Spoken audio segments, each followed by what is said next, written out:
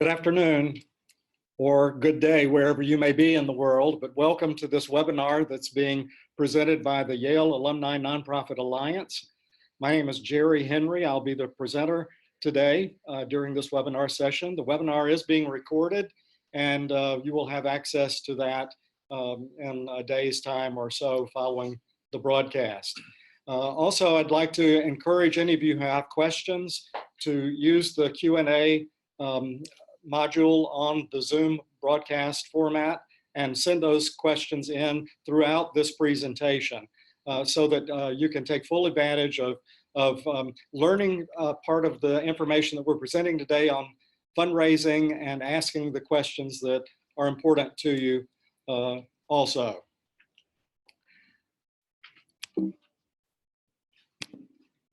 So to get started, let me review the agenda for today. First of all, we're going to talk a bit about the basics of fundraising, what the current landscape is of giving. We're going to be reviewing core concepts of fundraising, the core components that are important to organizations, looking at some keys to fundraising success.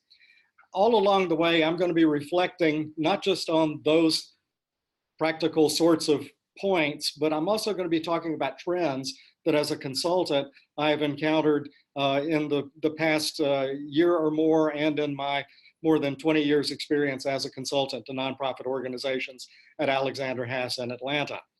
And then along the way also I want to be answering your questions so that we make sure that this is as helpful and as useful as possible. The first thing I wanted to do is let you know basically who we think is online today. We actually had over 320 registrants for this webinar. It is not only in the United States, but also representative of countries around the globe, and we really appreciate the participation of all of you. This past weekend, prior to the webinar today, and actually ending on Sunday, I collected some demographics through a quick survey just to find out who you were and what some of your questions might be, and what the level of experience was to help me tailor this presentation. And essentially what we discovered is that about 45% of the participants who had responded to the survey are board members. Another 30% are executive directors or CEOs of organizations. And then about a dozen percentage points are development officers, and then another 12 to 15% were other kinds of people connected to nonprofits, either as volunteers or in other nonprofit roles.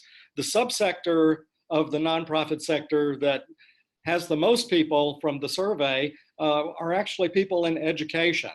Nearly 40% of the people who responded were connected in some way to education, whatever that may mean to you. The next largest groups were human service at 18%, and then arts and culture at another 18%. And then the other subsectors within the nonprofit world played out through the course of that. Most people had fewer than 4 years experience working in the nonprofit field who responded.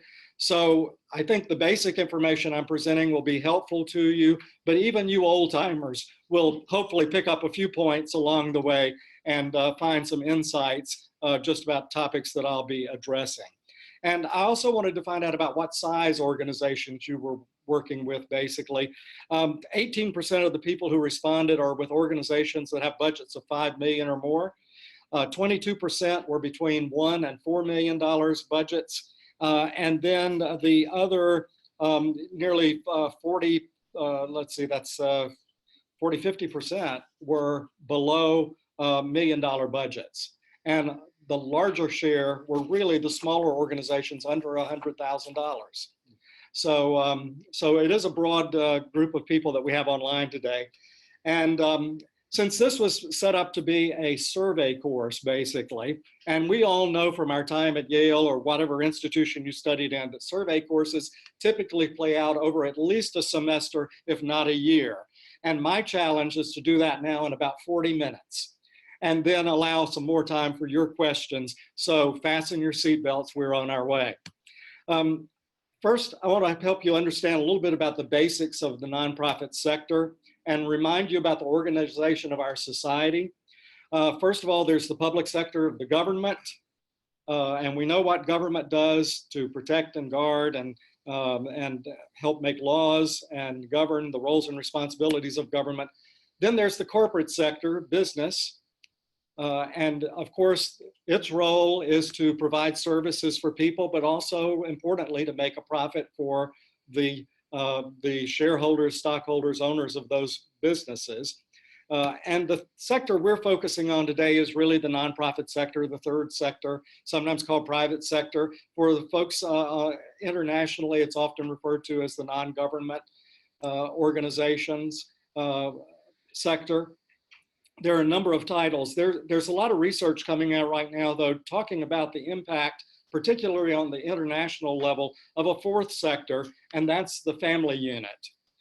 And I think that you'll probably see some themes through my presentation today, and that's an important part to remember, that there is an emotional tie and a relational tie in all that we do in our nonprofit work.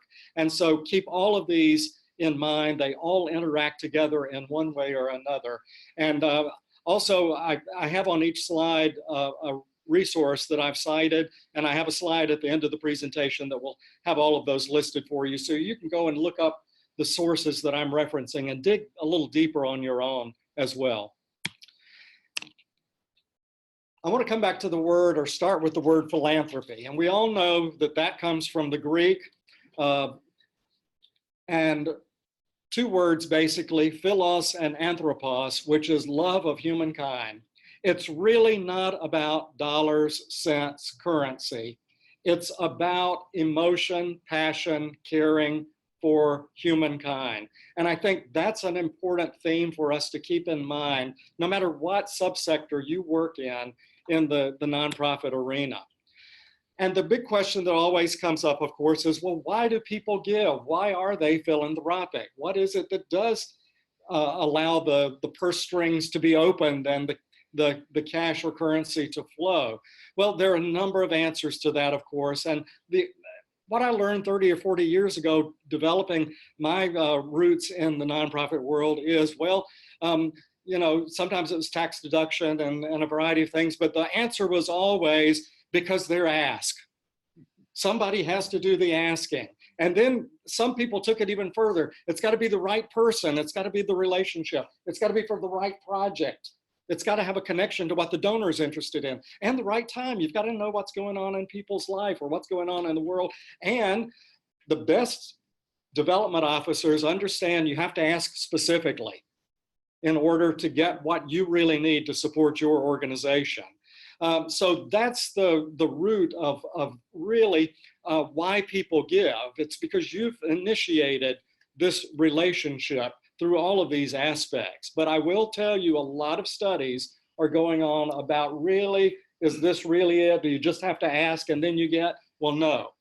The studies show, for example, here's one, and you can find any number of these on the internet, that really the top portion of this chart shows that most people give for an emotional reason.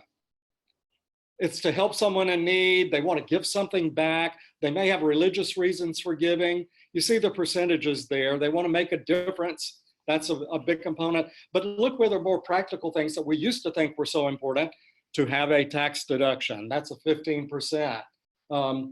To feel connected with others, that's lower. Some other things like that. So there is a plethora of reasons for why people give. But one of the common threads I'll talk about again today is research, research, research. Know your constituents and be able to communicate and speak with them directly in order to achieve a gift. Now, many of you have probably seen the information that's culled together through the Giving USA information. I'm going to focus first of all on giving in the United States, then I'm going to make some references to giving internationally. But Giving USA is the actual collection of estimates of giving data over the previous calendar year. And this is done by the Giving USA Foundation in conjunction with the Lilly Family School of Philanthropy at Illinois University. And I would encourage you to go to this website. You'll find much more detailed information than I'm able to share with you on this broadcast today. but I would encourage you to look through there. And a reminder here, this is a rear view mirror look at what was going on in giving in 2017. That's reported a year later. And it's estimates based on a number of different sources that are pulled together. But it does give us some trends or insights into what people should focus on when they are working in a nonprofit organization. First of all, in 2017, over $410 billion was given to nonprofit organizations in the United States. Now, where does that come from? This is the key to remember. I want you to use these kinds of presentations with your board members and volunteers so they understand where support actually comes from in the United States. 70% of all the money given comes from individuals. 9% come from bequest. That's deceased individuals, people with whom you may have a relationship in your organization. 16% come through the foundation world. And I'm just going to mention that of that 16%, half of those are family foundations and not just the larger foundations that we may hear about in the press. And then 5% comes through corporate giving. And just let me unpack a little of that for you as well, because most of us tend to say we have to go get that corporate support. Well, the truth of the matter is that the majority of that 5% of corporate giving actually comes from in-kind gifts, either products or sometimes sponsorships through their marketing dollars, but it's not necessarily truly outright gifts to an organization that you can use necessarily for operating.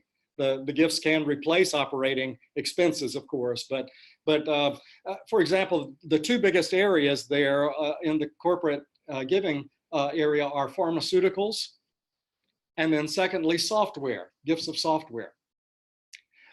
So to say that that's even a big slice of the philanthropic giving, it's not exactly true, but it's still a very important part of how the different sectors interrelate.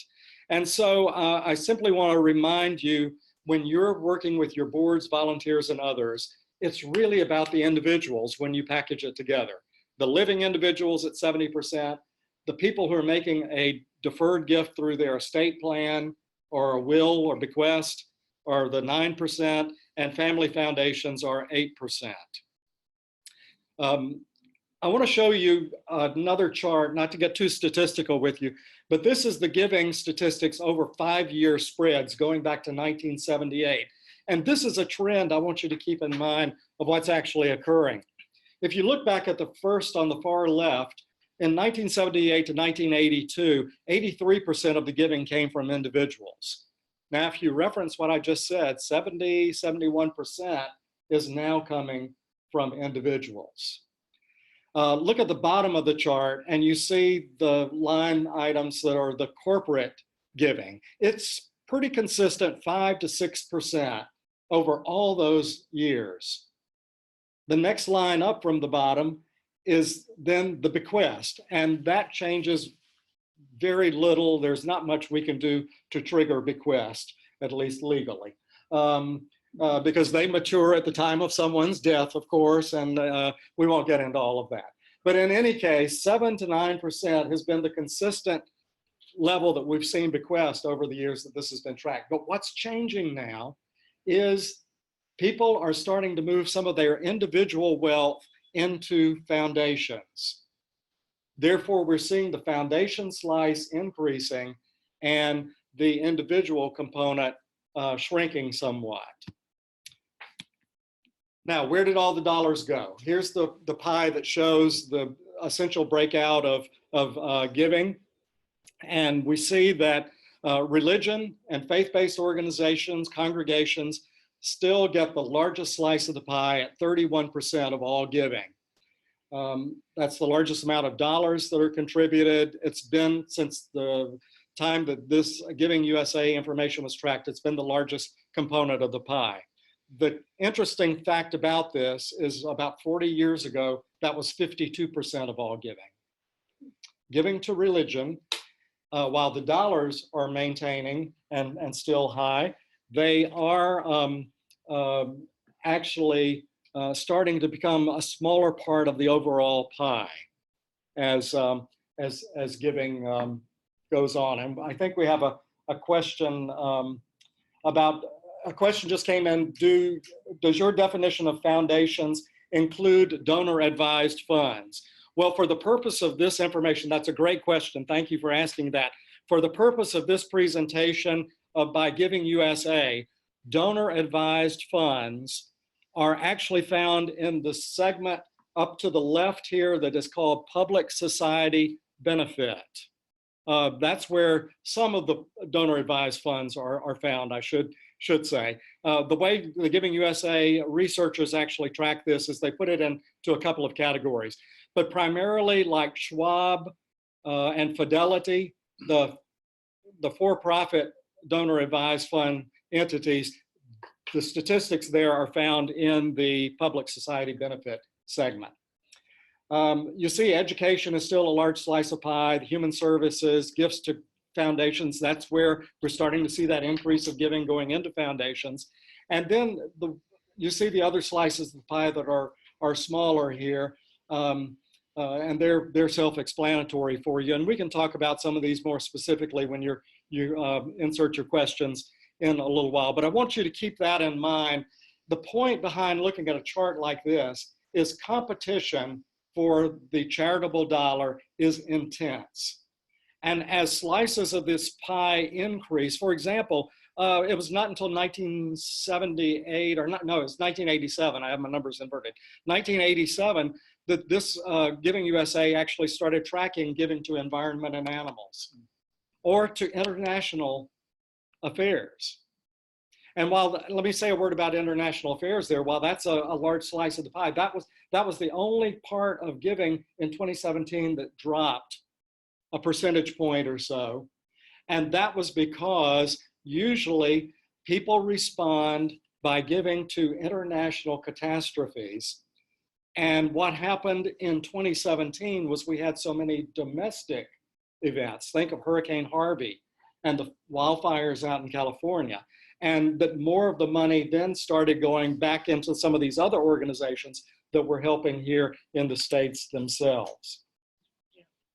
Okay, a question just came in. Does religion include funds that pass through the religious organization for other charitable services? Yes, it can be a pass-through.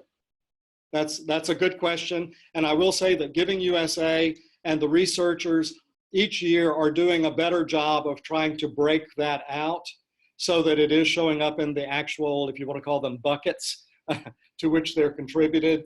But all of that is in refining this research, and the researchers are working on that constantly. Now, let me move quickly over to some realities and future trends that I see based on the United States giving figures and information that we have there that I think will be important for you in the weeks and months ahead.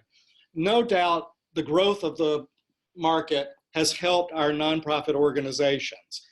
Historically, when the market is strong, the nonprofit organizations are receiving more charitable dollars because people feel better, of course, about their giving. I would encourage you, if you go to the Giving USA information, there is one chart that's particularly interesting, which does a comparison between the Dow and, well, actually it's the S&P 500 and giving. And what is interesting to a dollar is that giving charitable dollars in the United States tracks 12 months behind the impact of the Dow. For example, when the recession started hitting in the Great Recession in 08, 09, it took 10, 11 months for all of that to start really impacting many nonprofits. What we're seeing now is even a lag effect. As great as the market is, we still think even if there is another downturn of some kind, giving will continue for a period, but then it will start reacting. So keep an eye on the market, because that's going to be one barometer for giving. I want to say very emphatically too that we can no longer ignore diversity and the breakout of different demographics in our nonprofit organizations and think that we can prepare one set of materials or one case statement and it's going to speak for everyone. That's just not the way it is today. We have, of course, and you can look up all the demographics and all of this on giving by the different ages and stages of life. Racial and ethnic groups, I think we have to diversify our leadership and our boards more to reflect diversity and make things more equitable for all. There is implicit bias in so many organizations that I come to work with where they think they're speaking on behalf of another group, and in fact, they're probably misinterpreting or not even asking appropriately of how to get support from different segments and communities. Gender, we know the importance of how the women are outliving men. Women hold a great amount of wealth. We are seeing at this point, some studies have just come out that are showing men's wealth and women's wealth is almost coming in line with one another. And so we have to take gender into consideration. I'll say sexual orientation is another point to keep in mind. Interestingly enough, in giving across the United States, the average is about 2% of disposable income is what people tend to give away broadly. In the LGBTQ community, it's 2.5%, nearing 3% of disposable income is given away. So all of this is to remind you there's some important research to be done out there. There's a lot of information that you could go to. There's been a lot of impact on cause-related organizations because of political situations. We're seeing that constantly in political giving, but that's coming over into our nonprofit organizations as well. And there are other segments and demographics that I just encourage you to keep an eye on all of that in the weeks and months ahead. Now, a big question that we often get is what is the impact of this tax law changes that was implemented at the end of last year? We don't know. That's the best consultant answer I can give you. We're still tracking and watching and listening. It's yet to be determined. I know anecdotally, and I think some of your organizations can prove this, that you saw that some people did accelerate their giving at the end of last year because they weren't sure what the tax deductibility of their giving was actually going to be. So we saw that happen in some organizations. I will say what our firm and others have been tracking and watching very closely is that a lot of tax accountants, planners, CPAs are encouraging donors who want to take advantage of a tax deduction. And now that the limits have been raised to $12,000 for individuals, $24,000 for couples, they are encouraging people to consider bundling their gifts. In other words, if I give typically $8,000 a year to an organization, I may not be able to take a tax deduction this year. So why not wait until 2019 and give $16,000 to that organization, what I would give each of those 2 years, and at least I get to take a deduction then. Keep your eyes on this. We aren't sure that's exactly how it's going to play out, but I will just say that's one thing that as leaders of nonprofit organizations, we must be aware of and watch for. It's going to make how we budget, how we plan for the future a bit more challenging. But that's one thing to keep reading the literature on the weeks of that, in the weeks ahead. And you've already touched on this with the question about donor advised funds. We're seeing the increase of these donor advised funds. And what does that mean for your nonprofit? It means that you're no longer to be as, you're no longer going to have that direct access to the individual. A donor advised fund is where a donor can take assets, contribute it to an entity. Sometimes this is done through a community foundation or through one of the for-profit groups like Schwab or Fidelity and others that I mentioned. And they take the tax deduction at the time of setting up that donor advised fund. Then they can recommend to the donor advised fund where any earnings are distributed out of that fund. But essentially, according to the law, they really lose that direct contact to that fund, according to IRS regulations. All of that is still being discussed quite a bit. I know some of you asked previously in some questions about capital campaigns, and I can get into that more toward the end of the presentation here, but there's still much discussion about whether a donor can use donor-advised funds toward a multi-year pledge in a capital campaign, for example. You know, the IRS answer used to be, no, you can't. Now the IRS has shifted a little bit on that at the first of this last year. So we're waiting to see how do things play out this tax year as well. So those are a summary of some of the trends, but I wanted to touch on some important things internationally. And here's a report, and you'll see the website for this at the end of the presentation on trends in giving. It took a look really not so much at the currency that's given and the totals of currency, but it's more about how donors prefer to give. It was collected across 6 continents from 119 countries, but it was limited in the sense that you had to have access to internet to participate, and it was only if you were able to read or respond in one of these languages. But yet, I wanted you to see the comparison of internationally when they created their pie chart of where the dollars were being contributed. And you can take time to study this when you have access to the full presentation here. But you'll see much more focuses on health, human services, children, education in a number of different areas, disability rights, human rights, peace, nonviolence, than are necessarily broken out in the United States categories. Now, I will say, just to be fair, health and human services in the United States and the Giving USA figure does encompass a number of these areas too. But I just want you to see the diversity of how internationally people are looking at where their charitable dollars are given. 54% of donors worldwide prefer to give online now with a credit card or debit card, 9% through PayPal, and only 1% through text messaging. The reason I put text messaging in, I was at a professional sports game, you know, a few weekends ago, and it was right after Hurricane Florence had come up the eastern seaboard, and they flashed up on the big screen. They were collecting through one of the national collection agencies gifts of $10 through texting. And they said, everybody get on your phones now and text, you know, this number and we'll give $10. Well, I did my qualitative survey of simply viewing the thousands of people sitting around me in the stadium, and I did not see one person pulling out a telephone and texting. That's not to say that's not an effective tool to use in certain situations, but it's interesting how we think there's going to be a quick and easy answer, even using our technology today, but that's never the case. Think about things from the donor perspective.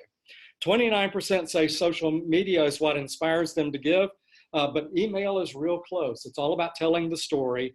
Crowdfunding for individuals, where individuals have a need and they ask people to support their individual need, is growing.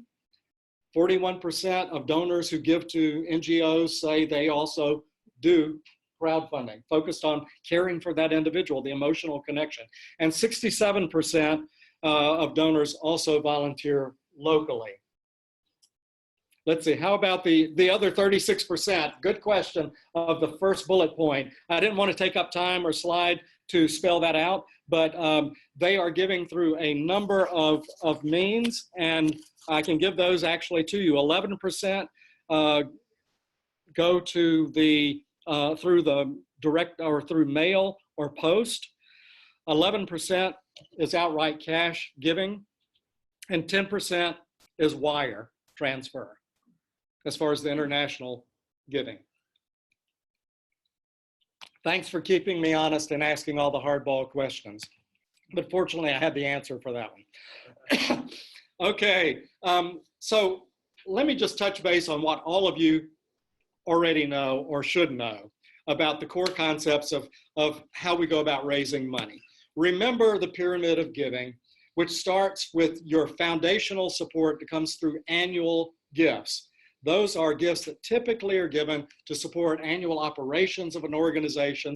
That's usually the entry point for someone to become involved with your organization. It's an acquisition point, we sometimes say. It can be restricted gifts for certain components of your organization or unrestricted. They're just giving because of your mission to the organization. And then you want to think about moving people up into giving what we call major gifts, which for the size of your organization may vary what a major gift is to you. You know, some of us think that $1,000 is a major gift, where, you know, sometimes at a university or something, 10,000 or 50,000 is a major gift, and everything else is a lower level gift. Typically major gifts, and why I put capital there, is it's usually given for a special project or a special focused need, and usually is given over a longer period of time. That's where your capital campaigns come into play for an organization. Usually that's a ask or a request that could be only every 3 or 5 years, something like that, for a capital campaign. But even in annual giving, you do have a level of major gifts that you should be soliciting and seeking. And then of course you have estate or planned giving, which is the upper component of the pyramid of giving.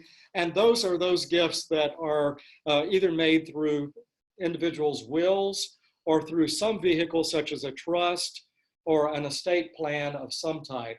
Another way of looking at this chart is to talk about sort of the 3 legs of the stool we sometimes talk about in nonprofits: annual support for operations, major or capital giving for capital projects or capital gifts, and then estate or planned giving, which often goes into endowment, which is that great savings account for your organization that you only use the earnings off of to support your organization. And they interact very closely.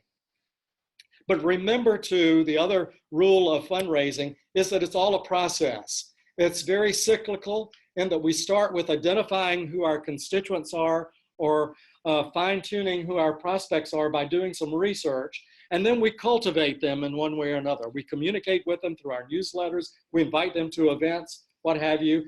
We do additional research based on who's participating, and then we may eventually solicit them. And then after we solicit them, they may not have actually made the gift yet. We have to bring closure to the gift. One statistic I found in all my years of fundraising is the larger the gift amount is that you ask for, the longer it is that it takes a person to make the decision to give you that gift. They aren't going to instantly turn loose with $1 million. They're going to have a lot of questions and information, so it's going to take you part of a process.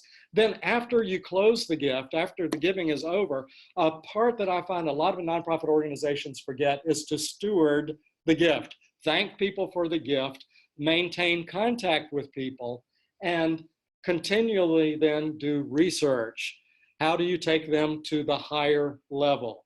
Because if we go back to that first pyramid of moving from annual to capital to a will or bequest or planned gift of some kind, the top of the pyramid is often what we call being the ultimate gift that someone could ever leave an organization, and that's often through an estate plan. And in development, you are developing your prospects to move higher in their giving ability. Now, people often ask, well, who are my best prospects? Well, we have to start in our organizations with the board. We start with the family. Who are those that are closest to us? They have been recruited as your fiduciary trustees. They are responsible for your organization. And I'm going to focus on them in just a second, a little deeper. And then you move out in the ripples in the pond to people who've already supported you. People who've already given to you are the best people to give to you again. So you want to follow up with them as well. Then you move out, maybe if you're an arts organization or some other type of organization, it's your members, people who bought tickets to something or have joined your organization via membership. You move out to event attendees. Some of your board members may have invited their best friends to come sit at the table with them at your event. Well, those people sitting at the table now become some of your at least suspects that you try to move to be prospects. And then there may be friends on the further out and suspects. But all of this is to give you one of the basic principles of fundraising, which is that all of your organizations work from the inside out, those closest to you, so those furthest away. And then also looking at the pyramids of giving and where money comes from the top down. the larger donors are going to help give encouragement to people who may not be able to give as much, to say that their gift at a lower level makes a difference for your organization. So inside out and top down is often a phrase that we talk about in our organizational work. I would encourage you to use a chart like this too to help you visualize where are some of your constituents in their relationship to giving to your organization. This is a simple matrix with 4 quadrants.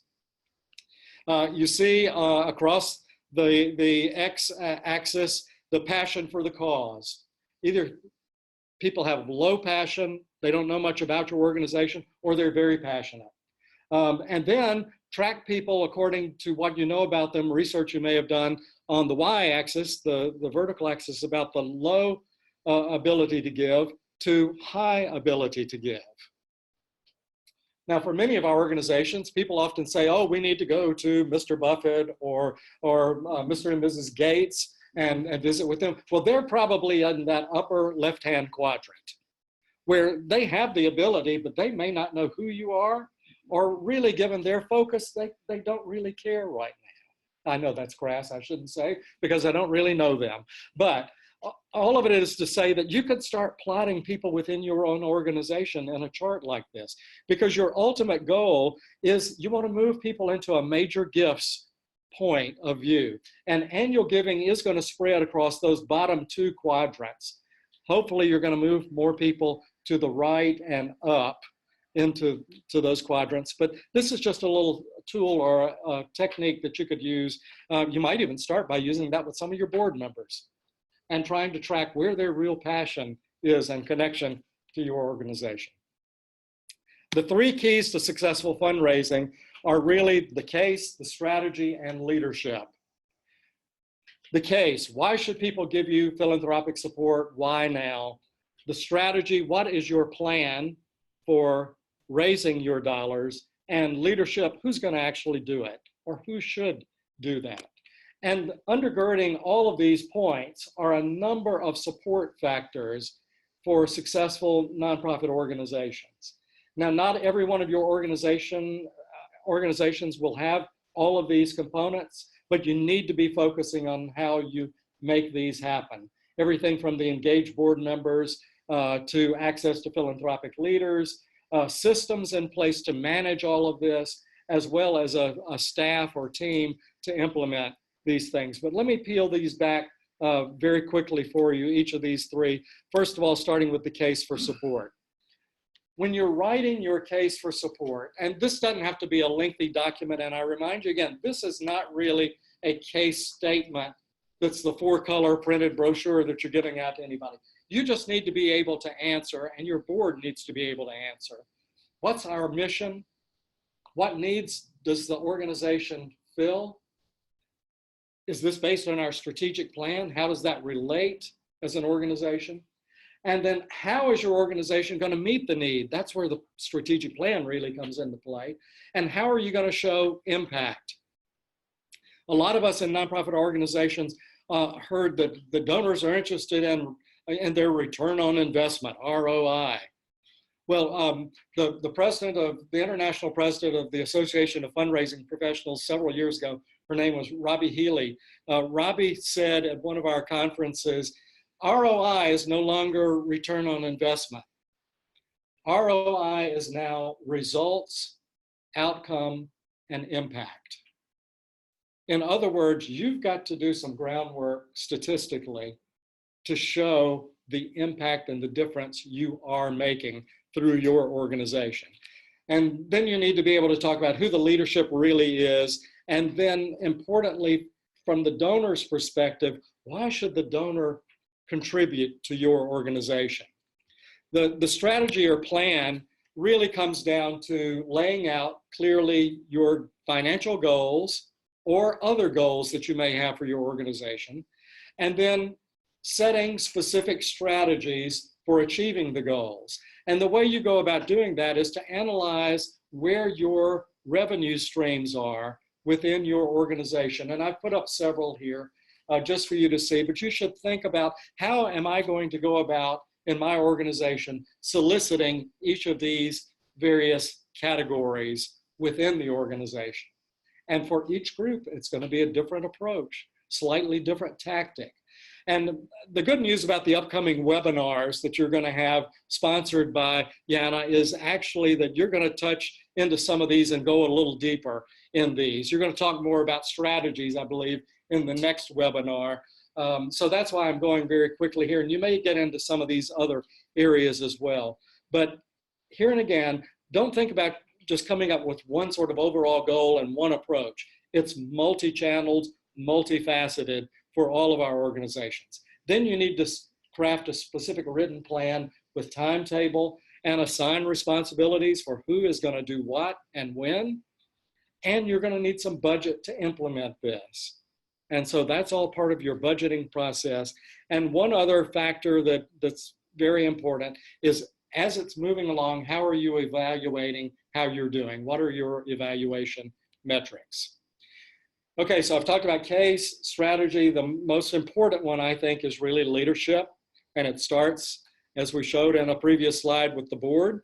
And the board's role in fundraising is critical. According to BoardSource, and go to boardsource.org for a lot more information on board functions and information there. Essentially, there are three key roles of boards of trustees. Number one, it's to approve and oversee the mission of the organization. Secondly, it's to hire the executive person who's going to do the day-to-day management.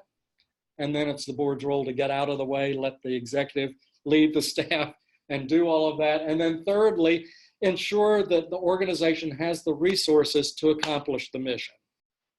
BoardSource has about 10 points, really, but they can be grouped into those three broad categories. And then under the resources here related to fundraising, the board should be familiar with all policies, gift acceptance policies, planned giving guidelines, all of those things related to fundraising. They need to be the watchdogs to make sure that they're adhering ethically to how fundraising should be done. They monitor progress, but importantly, board members have to lead in helping to raise the funds. And the way you do that, first of all, is through your own individual giving as a board member.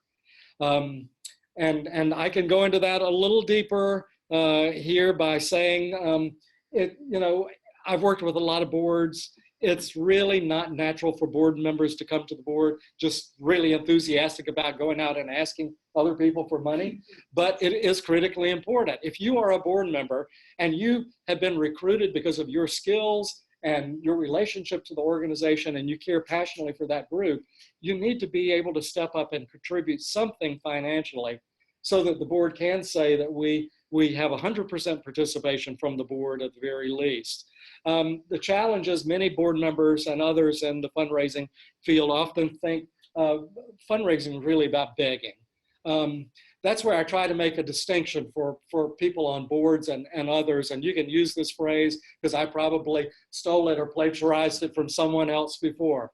Donors today give to organizations that have needs, not to needy organizations. There's a distinction. Think about how you present your case, how you talk about your own passions for the organization. It's not just about, I need your money. We need you. Look at all the good work we're doing. But you have to show in a tangible way and a visceral way, to get back to my original point about emotion, that this makes a difference in people's lives. And even the BoardSource statistics say, even on all of our boards nationwide, we're all struggling with what is the role of board members in fundraising. So it's not all solved at this point. Staffing, you know that staff have to support the board and the work of the organization, and so they coordinate the overall fundraising process. They're helping to facilitate relationships among people and help to set the priorities, as well as to be the nuts and bolts work to help solicitation processes move along, especially for board members and others who are soliciting. And of course, the staff is the one keeping the internal records. That's so critical, and ensuring that you're complying with funding sources. If you've received a grant from a foundation, I can't tell you how many foundation leaders I talk with who say organizations know that they're supposed to follow up with us, but maybe only a third ever do. So when they come to show up for another grant, in another year or two, whatever our guidelines are, you can bet I'm going to remember that they haven't kept us informed. So please be sure to remember the importance of stewardship. Sending acknowledgement, preparing information is important as well. I'm getting down to the real question and answer period, and I wanted to give you just a handful of other trends just to further overwhelm you with all the data and statistics out there. But I know one of your upcoming workshops is really going to focus on strategies, and then you're also going to have one that's focusing on technology and I believe online giving and all sorts of giving technology. I want you to see some of the studies that are out there. I'd encourage you to go to the Fundraising Effectiveness Project. This is, it's out on the internet through the Association of Fundraising Professionals. Increasingly, a larger portion of dollars are coming from an increasingly small pool of donors. Many of you may have experienced that in your organization. This is the big point. If you go away thinking of nothing else that I've said today, remember we have a problem, people, with donor retention. That's the biggest challenge. Everybody thinks, oh, I've got to go out and find the new people that are giving to our organization. Nope, you've got to keep the people who have been giving to you. The donor retention is down to just under 46%. You know, if I do my math correctly, that means 54% of the people don't come back to you again. That's why that pie chart is starting to shift. They're jumping around sometimes to other organizations who may do a better job or give them more attention or may respond to a value more directly that they have. So donor retention, and I'd encourage you in the future as you're planning these webinars, you could do an entire webinar just on that topic, and there are a lot of experts you could draw on for that. I will say that retaining new donors is only 25.4%. You have one opportunity when you have a new donor to keep them coming back. A study was done by Cygnus Research that's headed up by Penelope Burke a few years ago. And she was trying to get her arms around this information too about how do you keep donors engaged and involved. And some responses she got to a survey said that they're asking me too much. They're coming to me too often. So she drilled down with people who were saying that and said, really, is it about timing? Is it about how they're doing it? Email, direct mail, personal solicitation? What is it about asking too much? What do you mean by that? The bottom line answer was, they're coming back to ask me for a second gift, and they haven't told me what they did with the first gift that I gave them. You think you've explained that you've been a good steward, but maybe we haven't in our organizations. So focus on these levels of giving. But look, once you keep people at least 2 years, you have about a 65% chance of keeping them engaged. You have a better return rate then.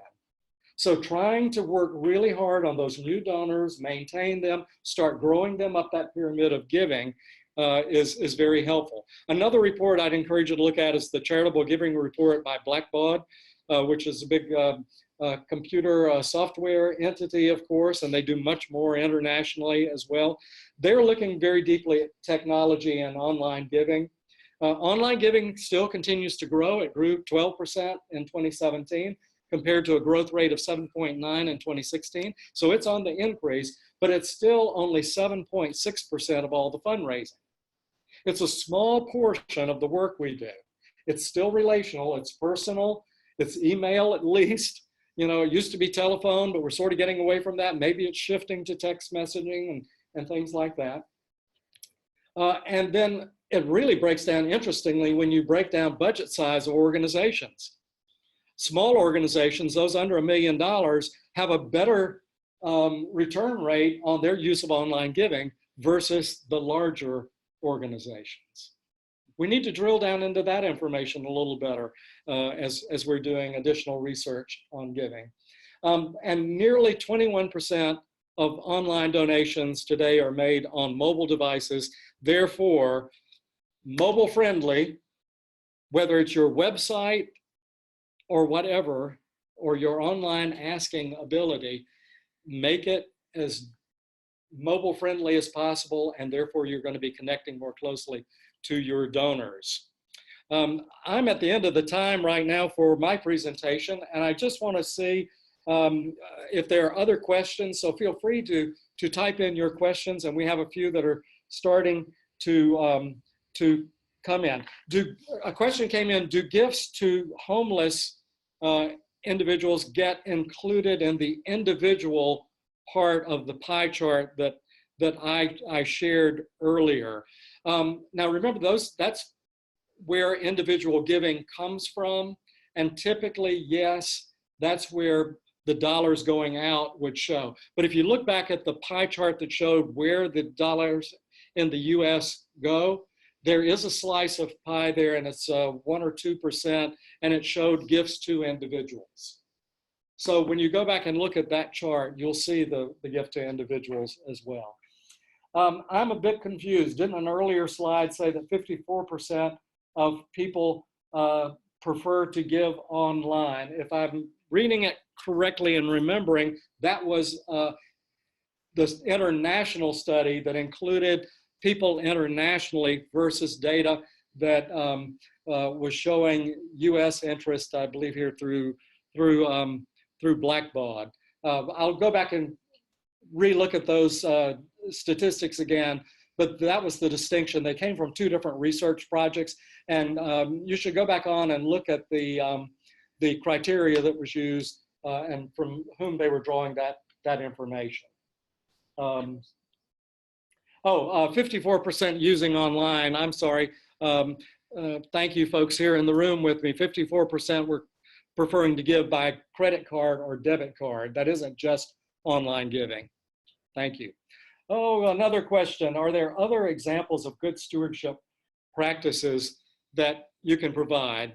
I'm going to try and lump 2 things together there. And it's going to lump making your board more comfortable with fundraising along with a stewardship practice. Sometimes when I work with boards, I found that people are uncomfortable about, board members are uncomfortable about going out and asking other people, their peers, for support, even though some of their peers may have already given to their particular organization. So I like to say a good stewardship practice is to give each of your board members 2 or 3 names and suggest to them that they call, or in today's world, you may have to text or email, but contact those individuals and just say, thank you so much for supporting this organization. Don't ask for another gift at that point. Just be a good steward of saying, I serve on the board of this organization. I feel like we're doing some incredible work, and I am so pleased to see that you have contributed to us, and thank you so much for being a part of our family. That's helping to answer any questions. It's opening a door where they may ask you questions. And as a board member, that's a real asset that you can bring to the organization. Where do grants enter the equation, if at all? Now, remember, the philanthropic dollars I was talking about through Giving USA does not include government grants. If you're looking at government revenue as a stream for any of your organizations, this was purely philanthropic dollars. I will say, if you're talking about foundation grants, that comes into the foundation category, or some of it may come into the corporate category of those larger pie charts that I showed. So I hope that clarifies that a bit for you. What 3 tips or encouragement would you offer board members to get them started? Great question. And so I'm going to make these up on the fly. Number 1, the 3 tips that I would give about becoming a more effective board member is, first of all, reevaluate your personal commitment to the organization you've been invited to serve on the board of. That's too many prepositions, I know. But think about your own passion for the organization and what is it that you are willing to commit to. I mean, the easy answer for me could be to say you need to focus on time, talent, treasure, the 3 T's that we talk about. What are you willing to volunteer for the organization, and how much time are you willing to give? What are the skills that you can provide and bring to the table? And then what are your own resources financially that that you might be able to bring to the organization. So reevaluate your own commitment to the organization. That's tip one. Secondly, is really drill down onto the financial piece of why should I give? What is it I can give financially that can make a difference for the organization? And more importantly, will be a signal to people outside the organization that this board and I as a board member are really committed to the success of this mission. Because before anybody else is going to give, they want to see what the board is doing. And therefore, it's important for the board to step forward in that giving. And the third point I would make for board fundraising is really don't be afraid to ask. Remember the old adage, if you're not asking, somebody else is out there doing it, and they're getting the money that could be coming to your organization. And you as a board member are the best individual, or you as board members are the best individuals to be out there doing the original solicitation. What would you consider the equivalent of a board of directors for a church or house of worship? How would you advise a faith leader who operates as the centerpiece of the organization and central fundraiser? Great question.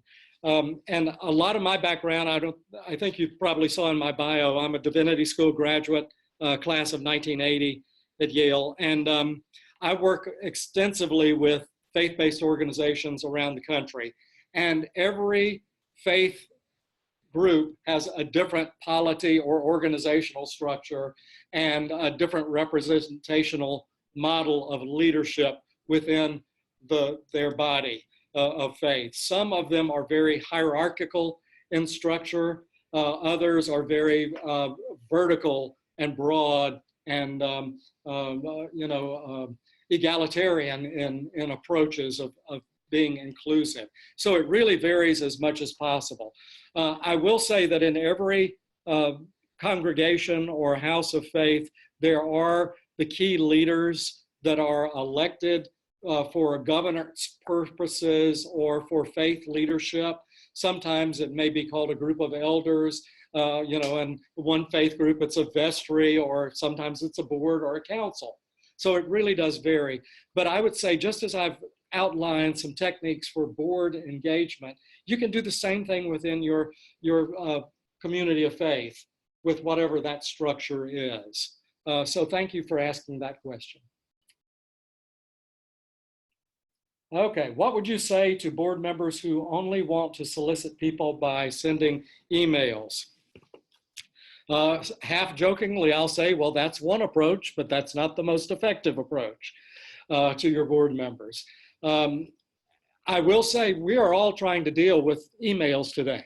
The challenge with emails is that emails are going to get lost or filed even more quickly than the old printed letter did in the round paper basket.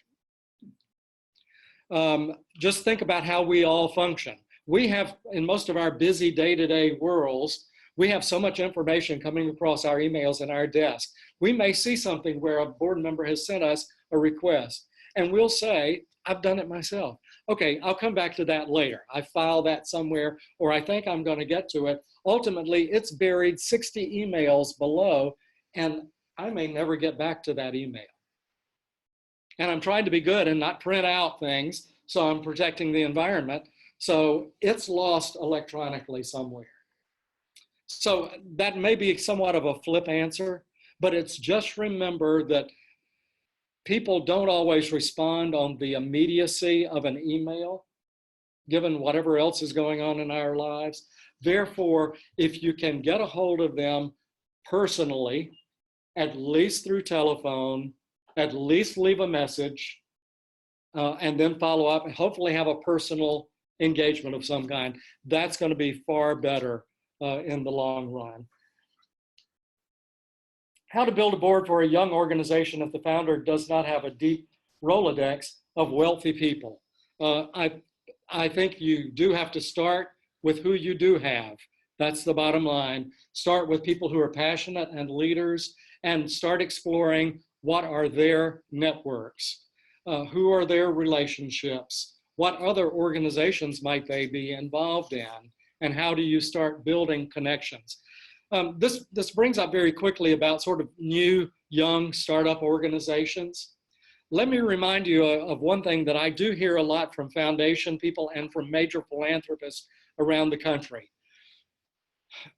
People are excited about new organizations being started, looking at things a little differently, but people with the wealth and with the foundation gifts are saying, okay, who else is doing something similar to what this organization is thinking about doing? Is there an opportunity for collaboration with another organization that's similar? It's challenging, but I do encourage you be able to answer that question, even as you're looking at recruiting board members or asking for gifts from individuals as well. Okay, in your experience, do most foundations give on an invitation-only basis? What advice do you have for traversing this process and cultivating relationships with these foundations? Well, as a divinity school graduate, I should say, let us pray.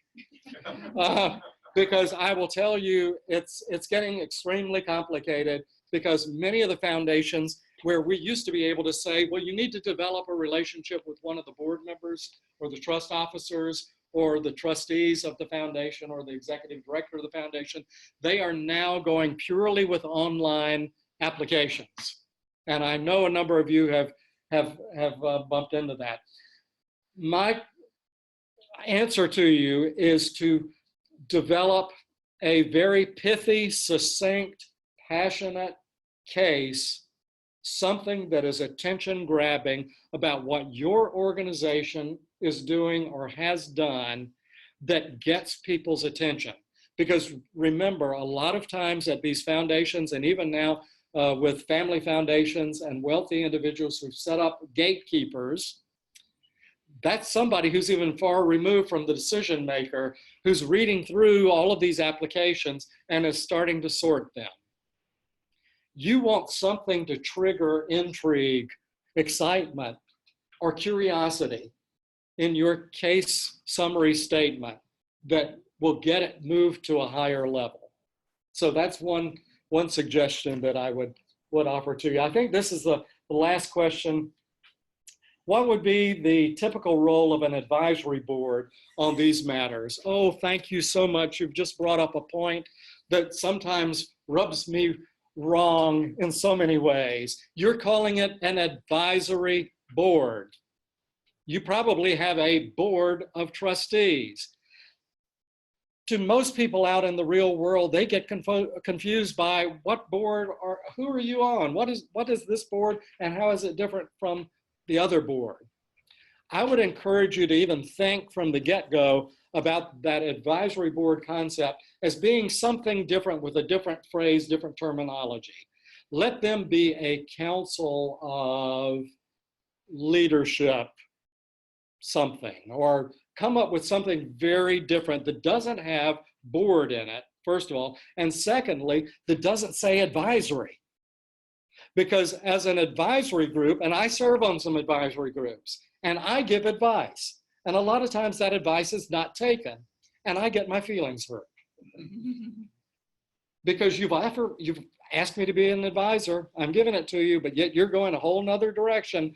That's going to make me less likely to remain involved with you. So think about what it is that you're really asking people to contribute. And I'd say a lot of these groups, these boards of advisors are really, they can be a wonderful tool for your organizations for fundraising. So I think that's an important point for you to remember as well. But on how to involve the advisory group that you have, just help educate them, help train them about how you can best use them. And that really is about relationship building and strengthening and growing your network out in the community. So that's everything that I have to share with you today. I know I've teed up a lot of information for you, at least I hope I have. Hope it hasn't been too frustrating. I want to thank again the Yale Alumni Nonprofit Alliance for setting up this first webinar that's going to be in a series. And I hope that you will come back and visit with the group often in these various webinars and continue to remain involved. And then just on a personal note, as the vice chair of the Association of Yale Alumni, I want to thank all of you who are Yaleys, who are engaged in all of this wonderful work that we're doing in philanthropy around the world, because it's all about the love of humankind, and you're the starting place for all of that. So thank you very much for being a part of this today.